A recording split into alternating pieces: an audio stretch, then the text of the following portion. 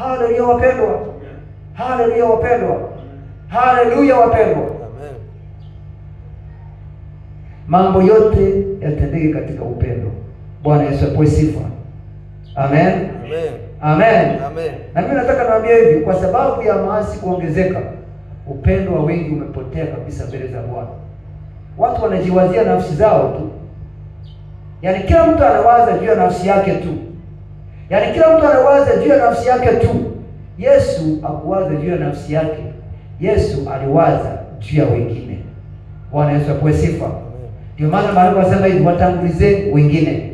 Unajua kuna baraka kubwa sana unapowatanguliza wengine. Kwa mfano, mnaingia kwenye maombi, unaanza kuomba kwa ajili ya mambo ya wengine. Unajua Mungu akikutazama anaona umelipa gharama, sio kwamba hujui kwamba una mahitaji, anajua.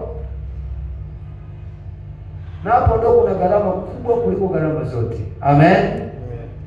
Amen. Amen. Wewe angalia, tunaweza kuwapa hapa watoto wa maskini hapa au wenye uhitaji.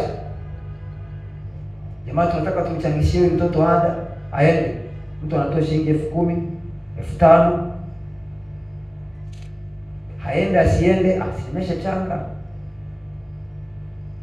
Lakini unajisikiaje wewe mtoto angekuwa ni wako? Mpende jirani yako kama nafsi yako, si sawa? Sijui mnaelewa ndugu zangu wapendwa. Amen. Ndio maana Maandiko yanasema hivi, iwe ni Torati, iwe ni nje ya Torati, lakini sheria zote zimefungwa kwenye neno lote, neno moja tu: mpende Mungu kama nafsi yako, mpende Mungu kwa moyo wako wote, lakini pia mpende jirani yako kama nafsi yako. Amen. Amen. Yaani sheria yote imefungwa pale. Pende Mungu wako kwa moyo wako wote, kwa nguvu zako zote, kwa akili yako yote, na mpende jirani yako kama nafsi yako. Maana yake ukipenda jirani yako kama nafsi yako, utawajibika mbele za Mungu kwa ajili ya rafiki yako, kwa ajili ya ndugu yako. Yale ambayo ni mabaya unayaona anakwenda kumpata ndugu yako, utasikia yasimpate na utawajibika yasimpate.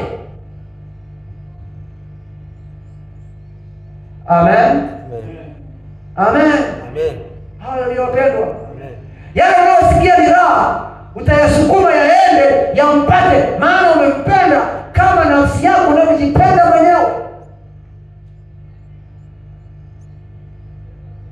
Na bila upendo wa Mungu kumimina kwenye moyo wako ni ngumu. Ni rahisi kusema nampenda Mungu. Amen.